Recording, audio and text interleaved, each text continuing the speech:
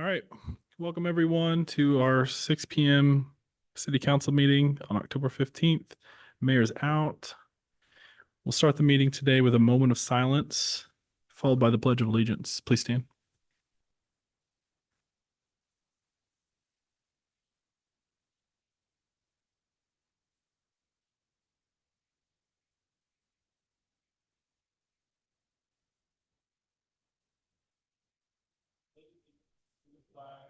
United States of America, to the republic for which it stands, one nation under God, indivisible, liberty and justice for all.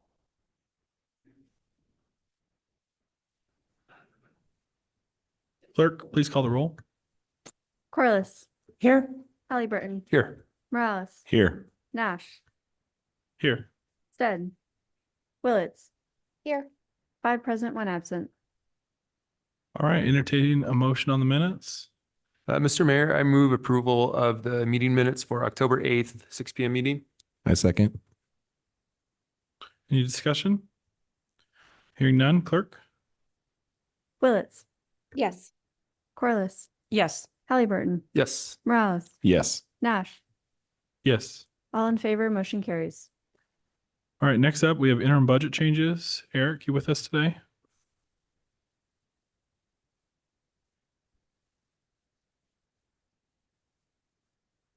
Eric, we're glad to have you, but you got to hire somebody to do this for you. Very much working on it. Okay, all right. Very much.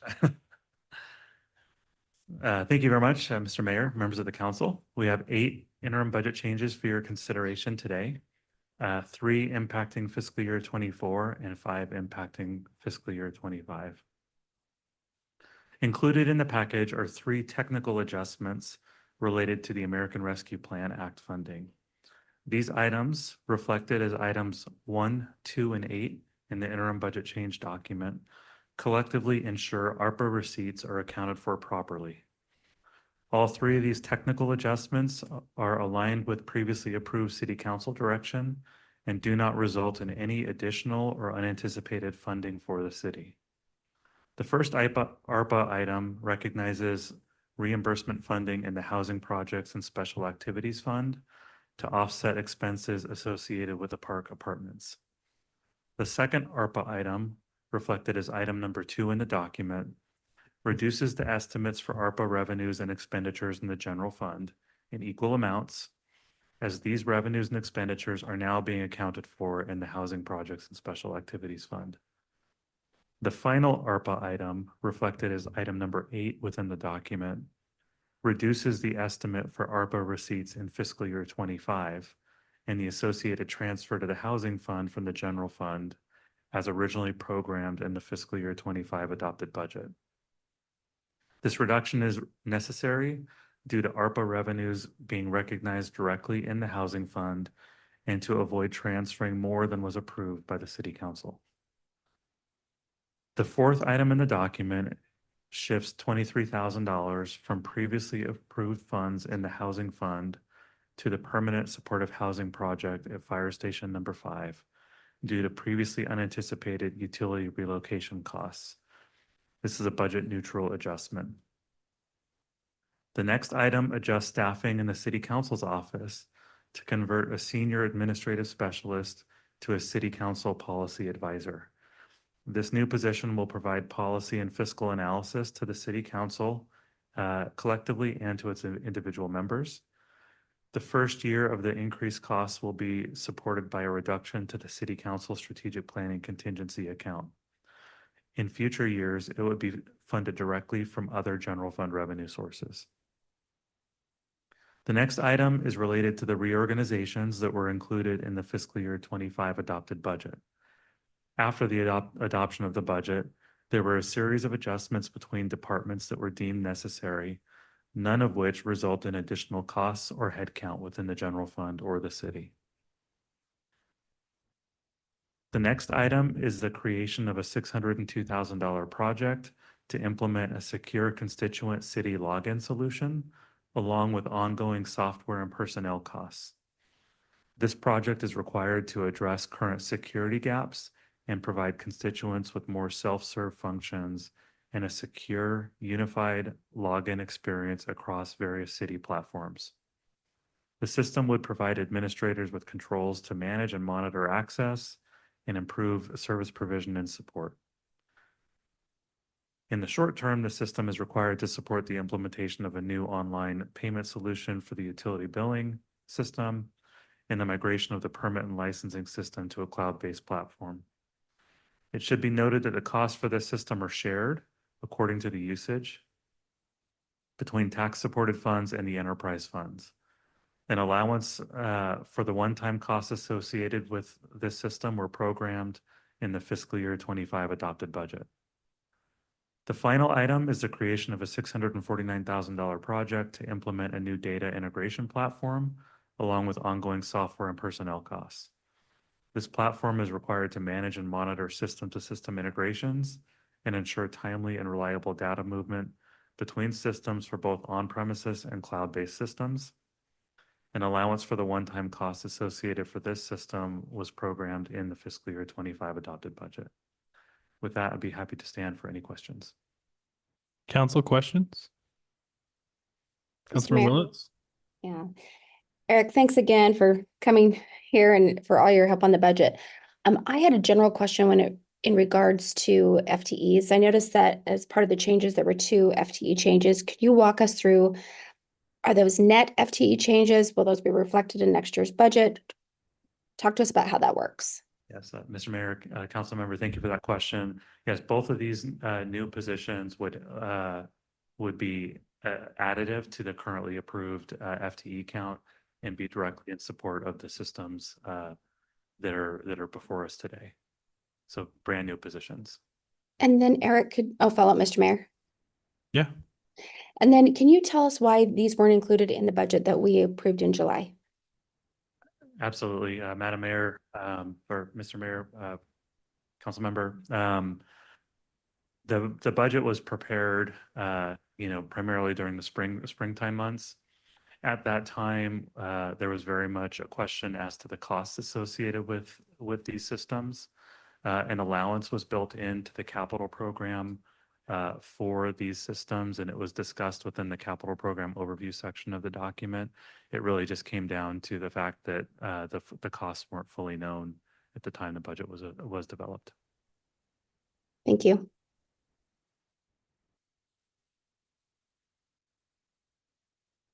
Mr. Mayor.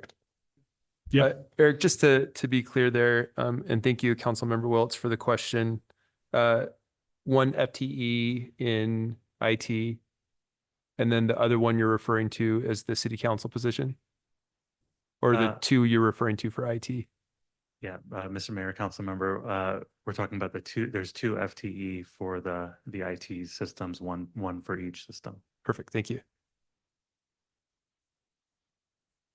Just to clarify, I believe that we're utilizing an existing FTE in city council.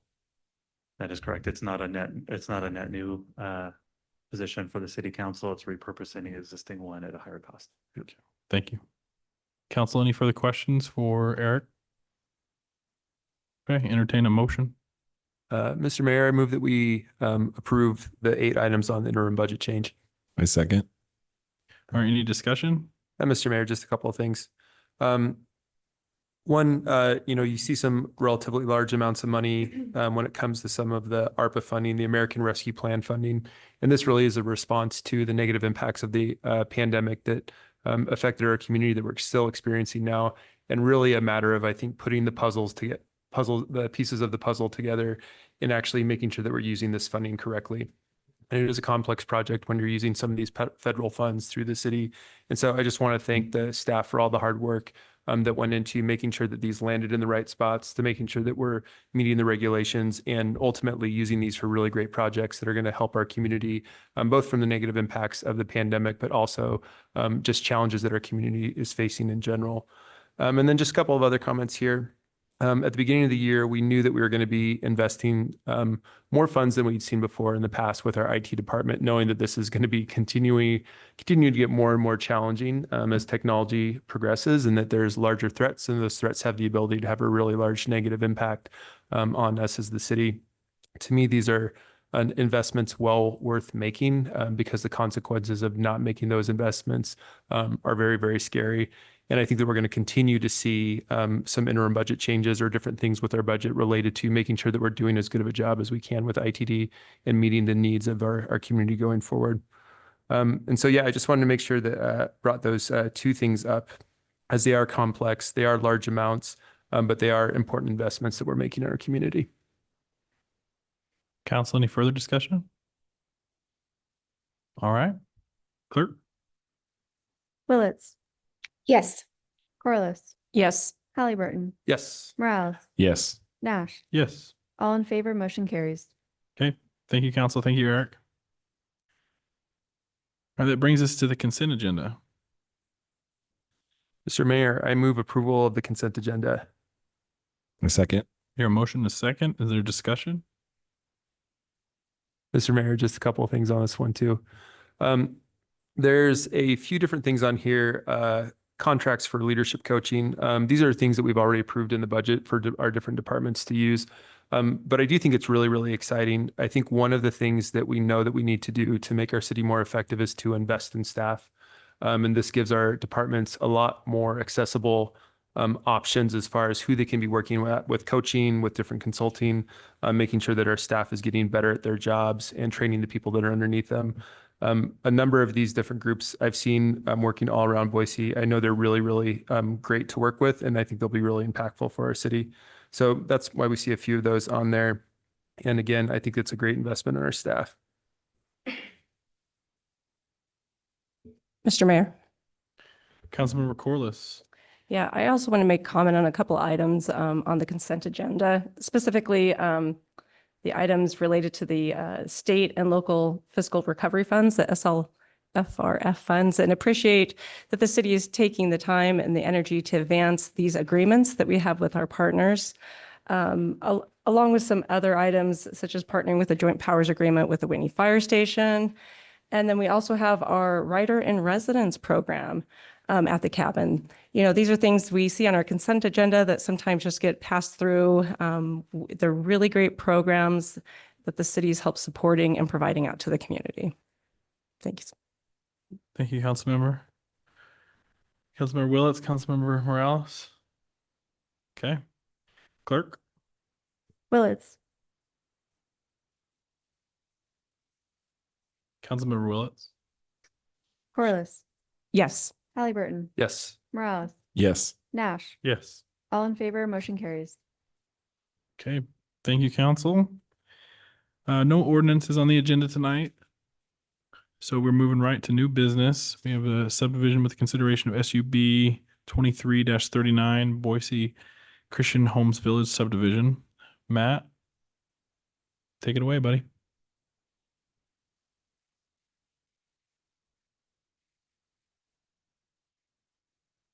Can I just make a recommendation since the mayor will be back next week? I think each of our planners, like in baseball games, should have some walk-up music.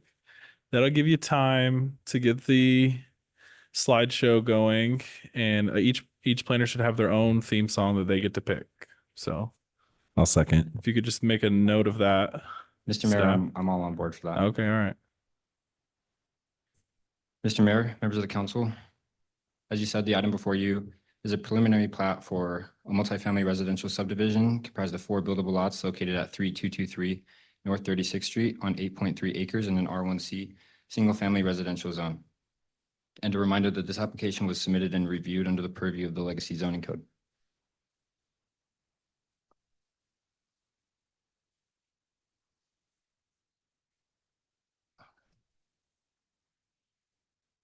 One second, sorry.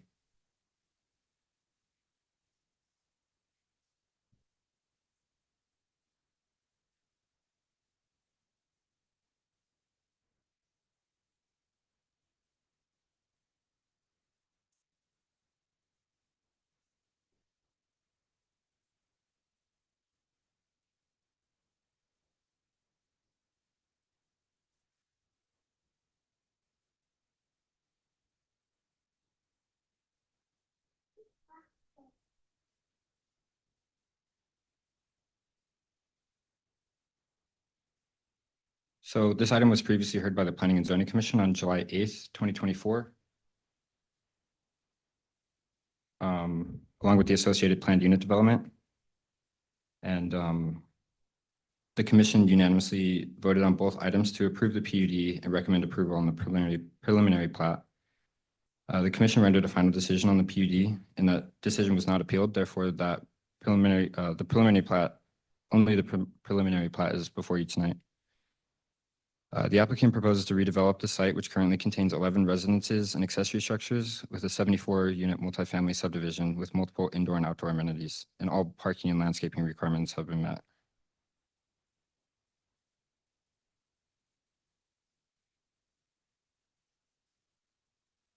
The subdivision will extend Tucker Road as a public street from 36th Street to the east and connect it to Woody Drive to the south. The extension of this public road has also incorporated traffic calming measures into its design, such as reduced street width with no parking on one side.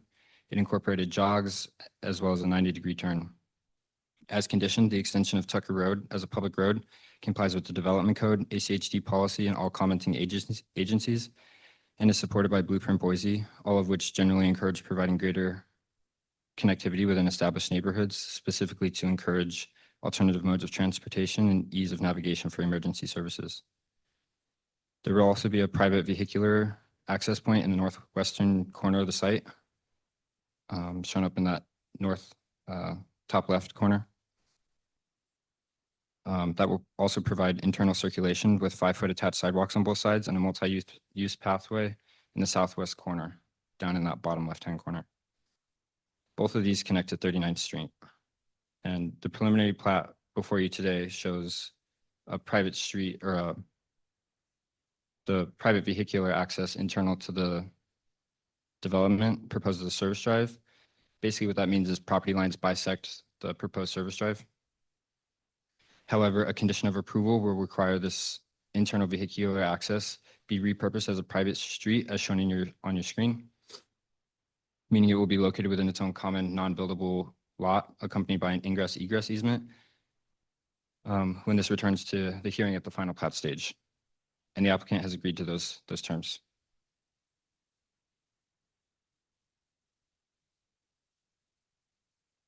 Public comments were received leading up to both hearings.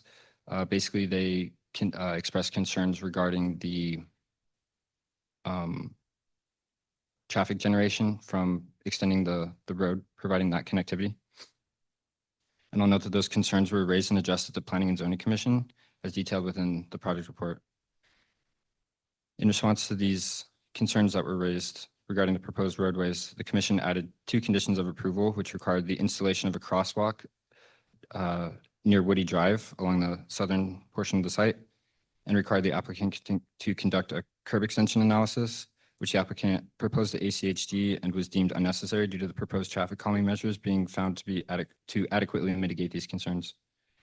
As conditioned, the proposal is compatible with the surrounding area and complies with all requirements of commenting agencies and the Legacy Zoning Code, and is supported by Blueprint Boise, as was discussed within the project report. And in conclusion, the Planning and Zoning Commission recommends approval of the preliminary plat, and I'll stand for any questions.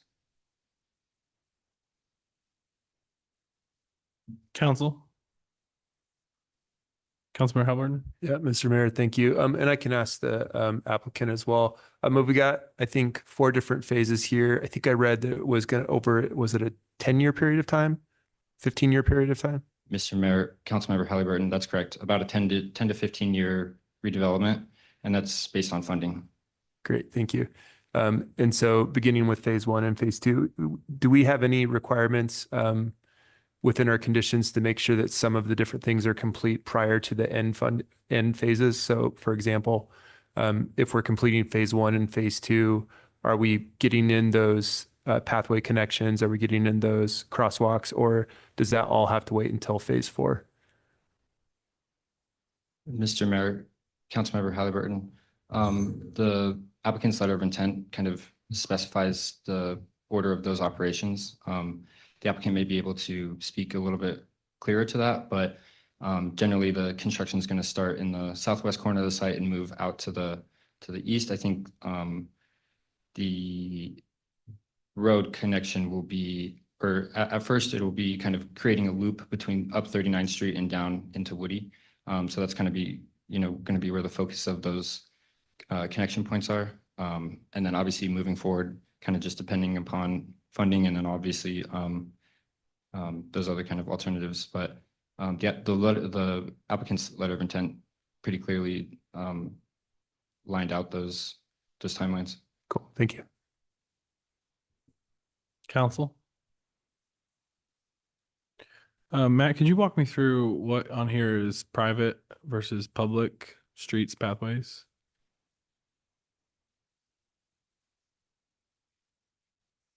Mr. Mayor, as conditioned, the yellow portion of this internal roadway and its connection out onto 39th Street will be private. It'll be 24 feet wide with attached sidewalks on both sides. So that would be its own common non-buildable lot. It would also include an easement and for ingress and egress, and there also might be some utility lines in there, kind of depending on the best placement for those.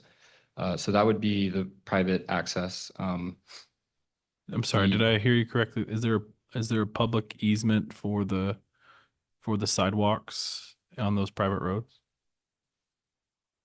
Mr. Mayor, there's not a public easement for the sidewalks along the private road.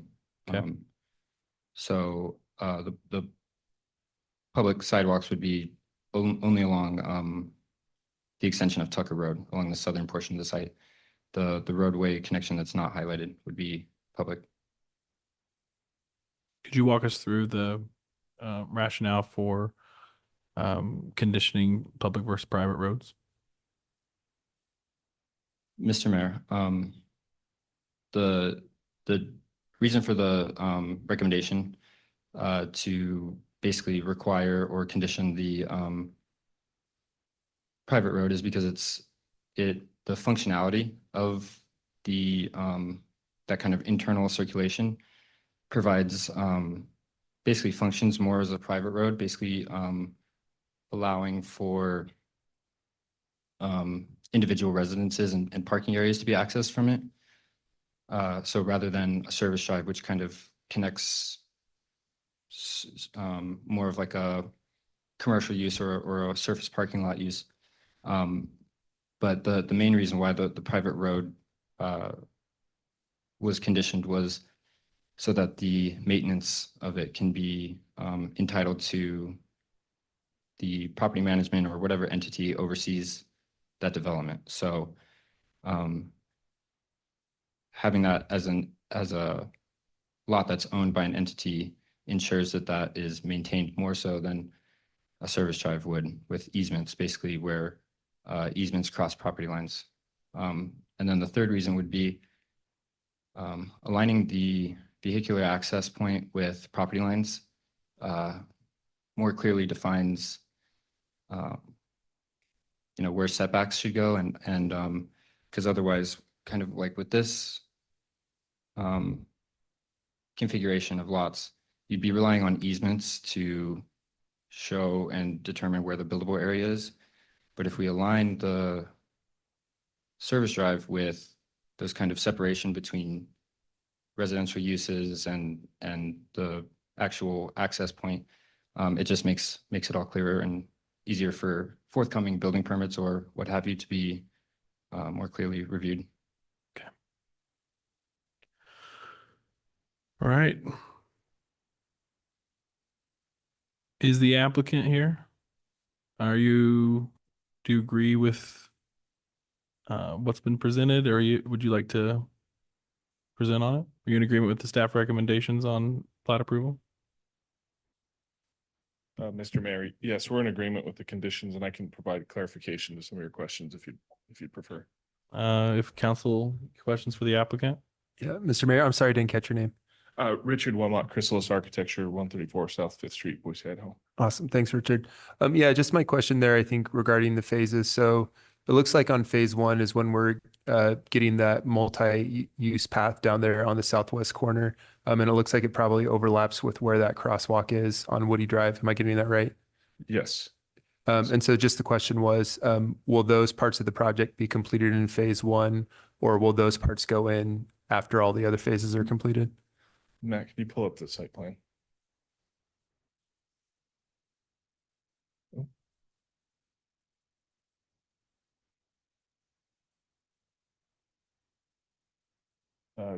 Councilmember Halliburton. So everything that is shown in phase one is intended to be completed as part of phase one. The pathways are specifically designed to be contained within that area. And then also there is an existing road that is accessed off of 36th Street on the northern portion of the property. Our intent is to provide connection to that existing road in the interim until the entire development is completed. So that way it really provides an enhanced connection of what's there now. That road continues from its existing location, a drive access off of 36th straight through to the west to 39th Street. We're going to be removing a fairly about half of that existing road with what we're calling the drive aisle to the east of the community center that goes north and south. From there to the west, that portion of the road is going to be removed. Mhm. So it was really important for us to allow for continued access through there, whatever we do in this first phase.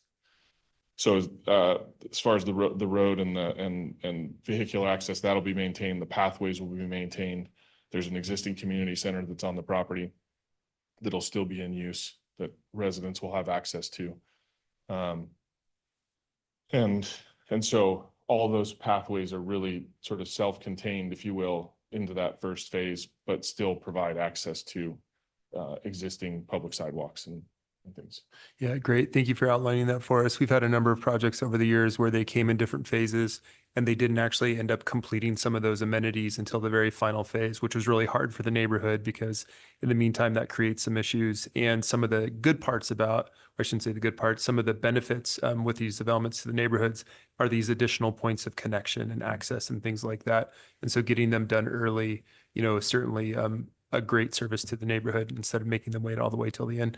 I'm just curious about how long do you think it'll take you to do phase one? We're anxious to get started. We probably, sorry, Councilmember Halliburton, we're anxious to get started. We have a contractor on board. We're assessing the cost aspects of the project and just the sequencing of things. But our intent is fully to really get going as soon as the snow melts and the ground starts to release itself, if you will, from freezing. So. Great. And Mr. Mayor, just one more question, just out of curiosity. I mean, this is a pretty complex project, multiple lots. How long you been working on this? Councilmember Halliburton, we've started this project really low level in 21. We sort of hit the ground running really hard in early 23. There was the owner was working through the sale of the property in 2021, and that sale took a little longer than they had anticipated. And once that was completed, then they were ready to get going. And so this project has taken quite a long time, and we've put a lot of effort into being diligent about its phasing and how it's going to affect the residents. We know that it's going to be an impact. We're not blind to that, but we've really tried to be sensitive to how we're going to make some of these new connections and integrate this development into the existing neighborhood. And so I feel like we've done a pretty good job of that. Yep. Thanks for plugging along. Thank you. All right, council, any further questions for the applicant? Anything else you have? I can, Mr. Mayor, I can speak to the roadway if you'd like. Okay. Our initial request relative to drive aisle versus a public street versus a private street, we really wanted all this to be drive aisles to begin with. It gave us, as the design team and ownership, a little more control over building placements, and proximities to property lines become really complicated, not only for planning and zoning issues, but from a building code perspective. And so the ability to limit the amount of public roadway gave us much more flexibility in how this property develops the way that we wanted it to, which was really trying to maintain as much of a walkable neighborhood as possible. And so our initial proposal included drive aisles and only, starting from 36th all the way over to 39th. But in discussions with ACHD and Matt and the rest of his team, it started to make sense that Tucker Road became a public roadway. ACHD actually wanted us to make most of the drive aisles that go north and south and east, or sorry, west over to 39th, also public roadways, but we're grateful that we were able to talk them out of that, because it would have just changed how this development functions for the residents, especially. We wanted to keep the road raised sections smaller. We wanted to encourage sidewalks on both sides, just for general daily use and activity and pedestrian engagement. But we're okay with the private street, because it still gives us the flexibility to do what we think we need to do, along with all the things that Matt had mentioned. So I hope that provides some additional clarity. Yeah. With that, I Mr. Mayor? stand for any more questions. Councilmember Corliss. Yeah, question. Hi, thanks for coming out tonight. So you do have amenities that are in here. Are they excluded just to the residents only within the project? Councilmember Corliss, no. If you're at all familiar with this property as it currently exists, much of the neighborhood uses this property as if it's their own public park in a lot of ways. And I think the residents appreciate the engagement with the rest of the neighborhood. And we wanted to try to maintain that as much as possible. So the amenities that you're seeing on the project are really going to continue to function the same way that the space and the property is now. It's not to say that, like in the garden area, you know, the actual function of the garden, you know, somebody being planting. able to come in and, you know, plant a garden there is probably not logical, but it will be used by the residents. The pickleball courts, I would see that being something that would be able to be used by the neighborhood. So in good faith, I think a lot of the amenities will continue to remain available for the public. Great, thank you. Mr. Mayor. Councilmember Morales. Question along those lines. So, and this may be cart ahead of the horse, but have you considered any kind of security or hours of enforcement for some of those amenities? So in particular, pickleball is very popular in our community, and you can find people wanting to play that until the sun goes down. So I'm curious if you've thought about that, if there will be ways to secure that amenity to certain hours, how you might manage that. Have you considered that at this point yet? Councilmember Morales, yeah, I think in terms of security right now, that area will likely have a fence around it. So I'm sure that there'll be hours posted on the fence itself. I don't think that there'll be anybody, let's just say, monitoring that area outside of the residents that are living there. I mean, it's completely visible. And if somebody's causing a ruckus, you know, there's going to be an office on site and somebody will be notified fairly immediately. But that particular area will have a fence around it, and it can be locked after certain hours if it starts to become problematic. Yeah. All right, Councilmember Willetts. Okay, No questions here? Thank you. alrighty. I think next up, we're gonna have the Neighborhood Association. Are they here in person or online? I have a Doug Drinka, Collister Neighborhood Association. Clerk? Nope. Okay. Public testimony, I have one person signed up on the sheet. If there are others here, we'll get to you. I have John Sharkey.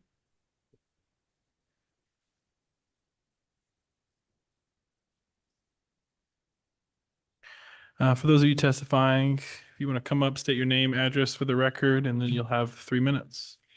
John Sharkey, 2525 West Rimview Road. I'm kind of new to the area, so I watched one of your council meetings online.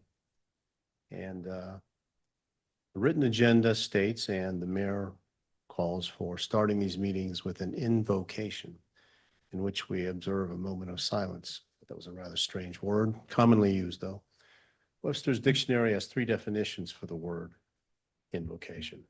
One is the John, act. do you have any testimony related to the subdivision plat that we're Oh, no, considering? sir. You know what? I signed up to speak and there was only, I had to check a box and there was only one box to move on. So Gotcha. Yeah, we don't have an open mic, but if you do any thoughts related to the it's a subdivision 45-second plat? thing, but it's, I can do it at the end of the meeting, but Yeah, I'm sorry, we don't have any time for open mic. If you want to meet with one of the council members after the meeting, So the we'd be happy to public- talk to you. public as a citizen, individual citizen can't speak before the city council. Well, we specifically noticed the applicant has been working on this project for a long time. We specifically noticed this project. The public is expecting us to have a hearing on this project. No problem. I understand that. I'll step out of this, but I mean, after this discussion, can I not? We don't have a public forum, but we're happy. All of us are happy to So talk there to is no you. public forum for the city, for the citizens. We to don't speak have an to the open city mic council? public forum. Thank you. Okay, any So we applicant, can't- any individuals that would like to speak about the application before us that are here, come on up.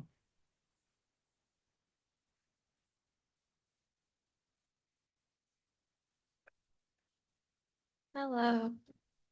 My name is Allison Woodcock. I live at 3121 North Woody Drive. Want to go on the record saying that I am for this project. I think it's a beautiful thing, what they want to do for the community. Where I have an issue is the fact of that road, that they're talking about private and public roads.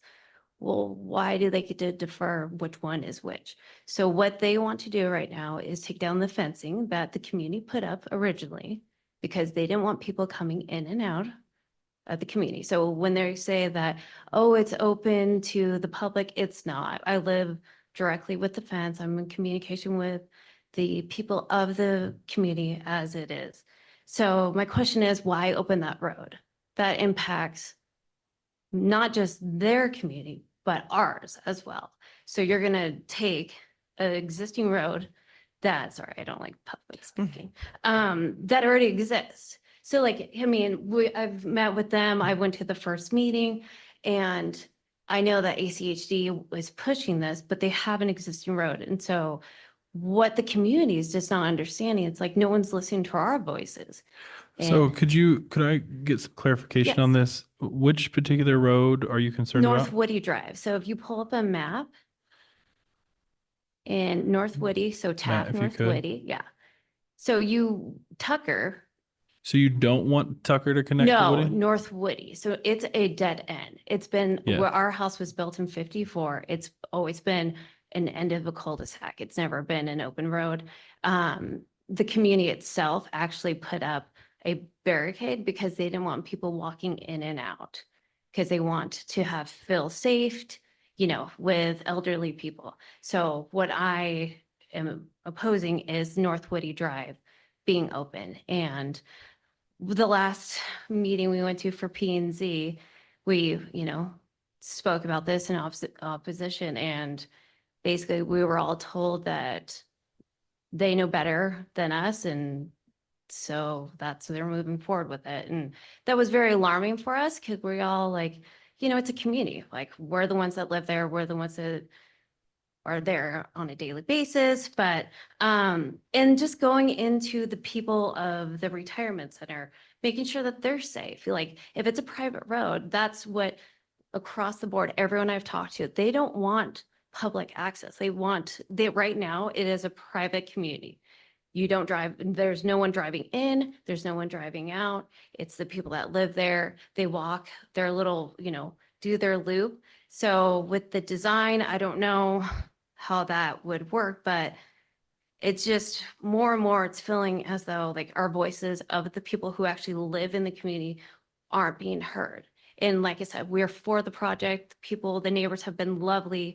It's not that, it's the fact that because of this, now a full community of everyone off of Taft, our neighborhood, like that's going to have a negative impact traffic wise on us. Could could we zoom out on this a little bit? I'm trying to think of like what So- types of things would drive traffic south rather than east or west here. So I don't know if you guys are in communication with ACHD, but TAF right now is going through a major overhaul. So they finally put speed bumps in, but that's not what we voted on as a community. So what they are going to initially do is go sidewalks, and then you're going to go bike lanes, and then it's going to become almost like a game of chicken where the lane's going to be, because speeding's been very bad on that. When you're on State Street, you can't take a left on 36. So people cut through the neighborhood as is. So that's why initially why we are having to put speed bumps and stuff like that in. So then people will now then cut through on North Woody.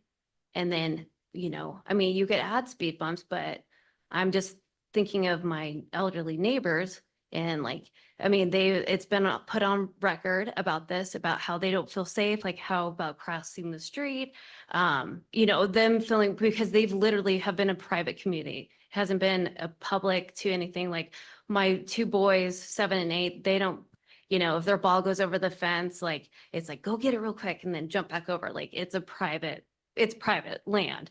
And all we're asking is, as a community, please just maybe look at it from our standpoint, like asking a community that has been developed since the 50s, and all of a sudden it's just, well, that's just what, the city wants. So that's all I have to say about that. So Thank you. thank you. Mr. Mayor. Did you have a question, Councilman? Yeah, I just had a question. Ma'am. Sorry. First of all, I want to say you did a really good job. I know you said you were nervous, and I know it's Thank hard in you. front of a I don't microphone, like but you this did a stuff. really, really good job. So thank you for being here tonight. Thank you for having me. I guess would your ask then be North Woody Drive is stubbed right now to eventually be a through road? Yes. Did I hear you say something about a cul-de-sac? You wanted that to become a cul-de-sac so that No, it doesn't so connect? if you look at the map where what they're proposing, so Tucker, how it If you comes could from. speak into the mic, Oh, I'm just so make sorry. sure we get this on the radio. Okay, so if you're looking, so here's 36 and then Tucker comes, right? So the existing road, how to access is actually further north right now. So the road that you were to enter, so they have an existing road that they've been using. So now they're going to move that down and then connect towards Tucker. So what they're asking for the neighborhood is for our road that's been a dead end. That's to- North Woody. Yes, North Woody Drive, then to become a public road with with Tucker is what they're, yes. Awesome. I just wanted to clarify that. Okay. Thanks. Thank you for sharing that. Okay. Council, we'd remind you that ACHD is online and available for questions if you do have any. Anyone else? Any other further questions for the testifier? Okay, thank you. Anyone else to testify on this project? For this project? Okay, come ahead.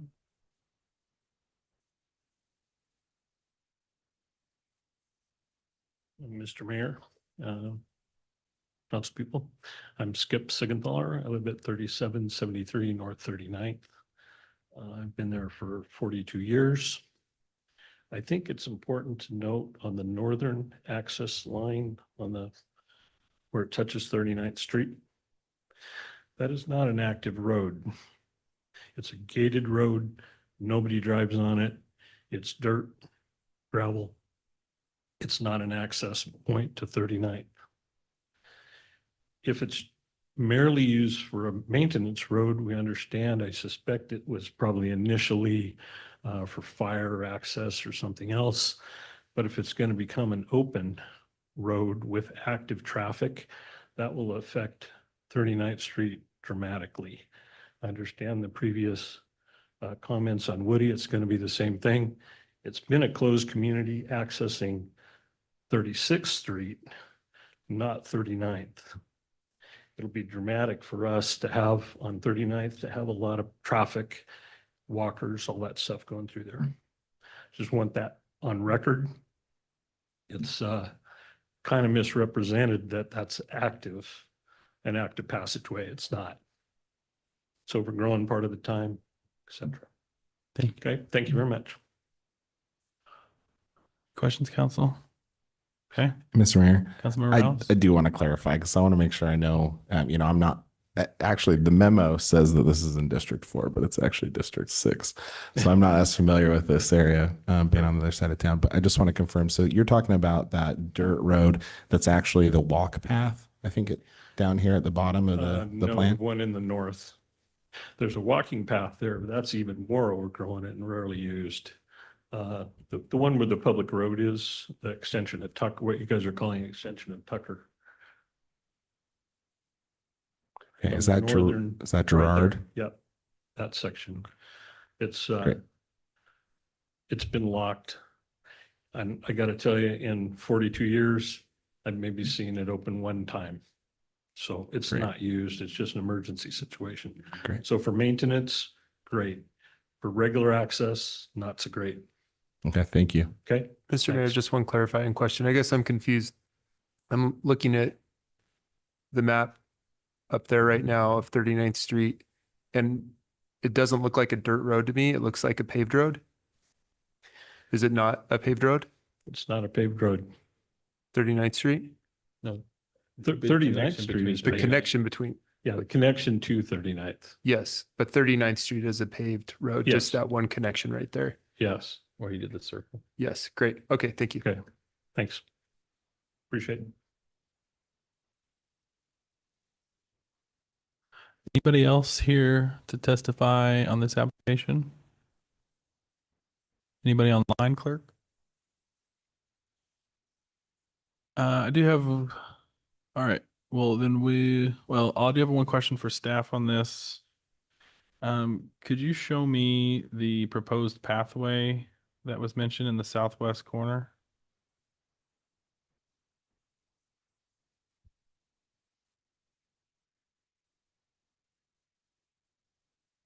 Mr. Mayor, that's on your screen now. So this walk path, where does it end? Mr. Mayor, it connects to 39th Street. 39th Street to what? Just the, It just, Mr. Mayor, it provides just general connectivity internal through the site and then kind of an interconnected roadway network internal to the site. There's also a sidewalk on the southern side of its access onto 39th Street. And then there's sidewalks on both sides of the public road connections to 36th and Woody Drive. And I can show those if you'd like. that's okay. All right, council, any questions for staff? Mr. Mayor? Yep. I guess just clarifying, I mean, my assumption is that the road that may be unimproved currently in the northwest corner connecting to 39th would be fully improved as part of this project. I guess that's my assumption, but I'd like to confirm that with someone. Mr. Mayor, Councilmember Morales, that's correct. It will be paved 24 feet wide and it will have a 5-foot wide attached sidewalk on that southern side. Council, any questions for staff or ACHD? Yeah, Mr. Mayor, I have a question for ACHD. ACHD, are you online?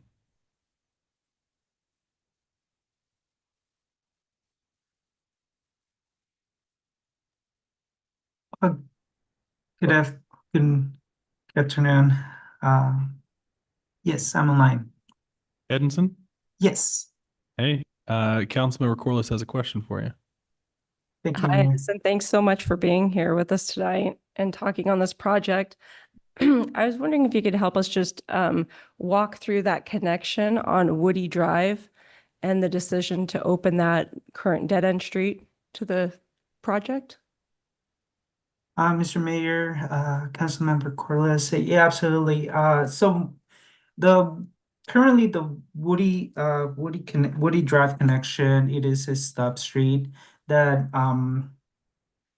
that based on the proposal of the applicant, ACHD didn't require the Tucker Road extension. So but it came from the city, and that's how the applicant proposed it to ACHD. So that connection just happened naturally. ACHD proposed to the applicant the opportunity to either terminate the street in a cul-de-sac or extended it to the site.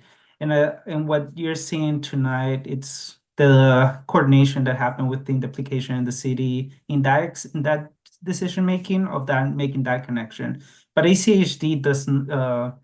From our policy, we could either terminate the street in a cul-de-sac or extend it as is currently presented in the application. Councilmember Corliss, did you have a follow-up? If you don't, I might have one of staff. Yeah, I do have one more for Edison. Thank you so much. So at the end of Woody Street, is there a turnaround there, or is it stubbed to be a future connection? Mr. Mayor, Councilmember Corliss, right now it's stub street. It's a stub street, so it terminates in a like the member of the public mentioned, in a fence, I believe. But typically, because of the type of development that could potentially happen, like what we're seeing today, we have those connection in case there's intent of continuity of the street northern, but it all depends on the type of infill development that happens on the property. In this case, this is what we're seeing tonight. Okay, thank you. Mr. Mayor, follow up. Councilmember Morale. Hi, Ensign. So if we weren't to connect this development to North Woody, then would North Woody need to become a cul-de-sac outside of this development application? Is that what ACHD would expect of North Woody? Mr. Mayor, Councilmember Morales, absolutely. That would be what our policy would dictate. In this case, we would look for a cul-de-sac for Woody Drive.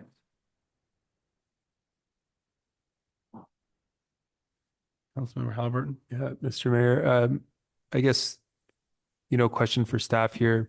So my experience on council is we do a lot of different subdivisions, and we stub a lot of different streets.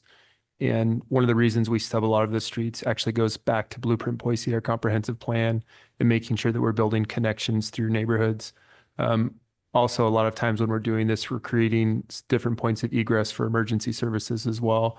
And so reading through both the transcript from planning and zoning, and then also kind of looking through our comprehensive plan, that's why I'm guessing that we decided to connect this stub street is to create that additional connectivity, both for bicycles, pedestrians, and cars, but also the additional access for emergency vehicles. Am I getting that correct? Mr. Mayor, Councilmember Halliburton, that's exactly correct. The city required a public connection between Tucker Road and Woody Drive for all those reasons you said and more. Providing emergency services, providing greater connectivity allows for ease of access, ease of navigation, quicker response times for emergency services. It also incentivizes alternative modes of transportation, makes it easier to get places without cars when there's sidewalks everywhere. So that's exactly correct. And there's multiple goals, principles, and policies, not only within Blueprint Boise, but also the development code that require connections between public roads where possible. Great, thank you. And when we're looking at Woody Drive here, I'm very familiar with the area. I think that sometimes we may consider that a dead end. That's the end of the road. But we actually see these all over the north end, different parts of town where a certain amount of development has occurred, but a street has been stubbed specifically so that as redevelopment occurs, it can open up and create more of that open grid system to get people from one side to the other. This to me looks more like a stub street than anything that was designed to be what we would call a dead end or a cul-de-sac. Is this something that we're considering a stub street when we're looking at future development? Mr. Mayor, Councilmember Halliburton, yes. So kind of a general rule of thumb is that if a stub street or a street that ends without a cul-de-sac, generally that means that at some point during the development stages, there's an intent for that road to be extended at some point. Otherwise, there would need to be some kind of fire turnaround. So with the current stub street, providing that connectivity actually makes it easier for fire trucks and what have you to access that. So that's kind of the general rule of thumb, so that if a street is stubbed without some kind of fire approved turnaround, it generally means that that is planning, or there's some kind of vision to extend that road in the future. Great, thank you. Matt, I would guess that if the plan is to make this no longer a stub street and having a fire-approved turnaround, I would assume that's a pretty large. I assume that's a pretty large amount of area that we would need to take up. Might cut into some trees, maybe some houses there. Is that accurate? Mr. Mayor, that's correct. Fire-approved cul-de-sac is typically about 96 feet wide. So that road, that stub is about 27, or, a couple feet north of the stub would be 27. So if you could imagine a cul-de-sac. Adding 70 feet, Right. It would like be about 35 on each side. Right. It would be about 4 times the width of that,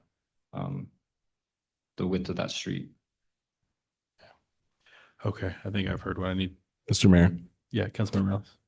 Matt, so if maybe you can talk a little bit about what emergency access only looks like. I'm sure we have occurrences of those throughout the city. Those would pretty much check every box except for vehicular circulation. You have your alternate forms of transportation options. You get your trucks through and at the same width that you would this option. Can you just speak to where, from staff's perspective, emergency access only makes sense as a preference?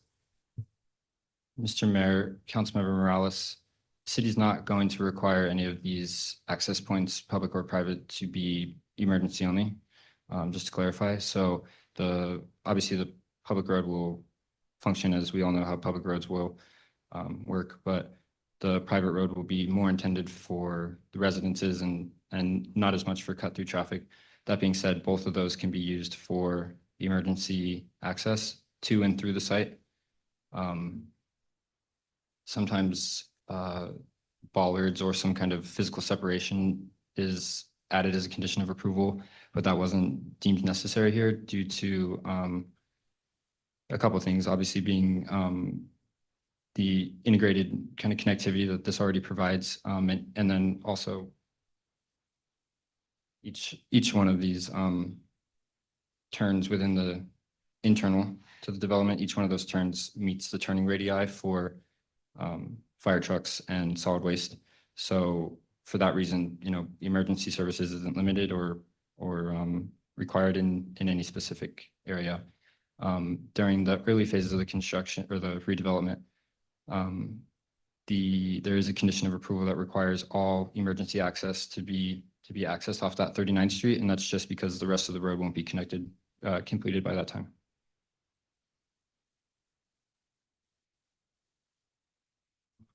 Councilmember Morales, do you have any further questions about utility of a public street with emergency access only?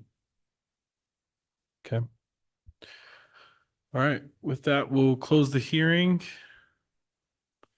Entertain a motion, council. Mr. Mayor, I move that we approve SUB 23-39, Boise Christian Homes Village subdivision, a preliminary plat for a residential subdivision at 3223 North 36th Street. I second the motion. Mr. Mayor, a couple comments. Mm-hmm. One, I want to give some credit to the developer here. This is a complex project, been working on it for a long time, been working with a variety of different agencies to figure out how to get this right. Emergency services at the city of Boise, our city of Boise planning team, ACHD, trying to make sure that we're creating a project that's going to work for everyone. In the process of doing it, you've created a project that really highlights the bicycle and pedestrian connectivity that we want to see, especially in this part of town that already has a lot of those different amenities. And the openness to the crosswalk, a few of the other things, openness to losing parking on one side of the street. So you've worked a lot with folks to get this done, and I want to commend you for that. I do recognize some of the issues brought up by the neighborhood. I know a lot of people who want to live at the end of a cul-de-sac because there's no cars coming through.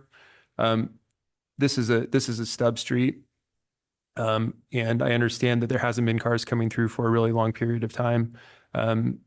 but this has been designed for a long period of time to eventually be connected to something else. We see this in streets all over Boise. Almost every single subdivision I've ever been a part of, we've saved a stub street at the subdivision for future development. And that's really exactly what we see happening here. And, you know, while I understand the safety concerns of some additional traffic, you also have an applicant here who's designed narrow streets, crosswalks, sidewalks, pathways to really reduce speeding, to increase the amount of people walking and biking. And from an emergency access perspective, this actually creates a lot more safety for your neighborhood, for this neighborhood, and for our emergency workers who have to go in on Woody and don't necessarily have the best places to turn around. So certainly understand that issue.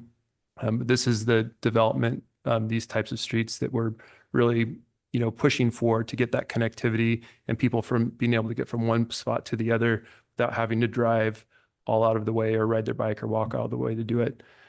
I guess one thing I want to, I don't think it's in our position right now to do anything about this tonight, but I would caution the developer and I would caution staff just to be thinking about those pickleball courts that are over there. And this seems like a funny thing to bring up, but we're getting so many complaints about the noise of pickleball and the proximity of pickleball to houses. We're seeing it right now in some of our city parks.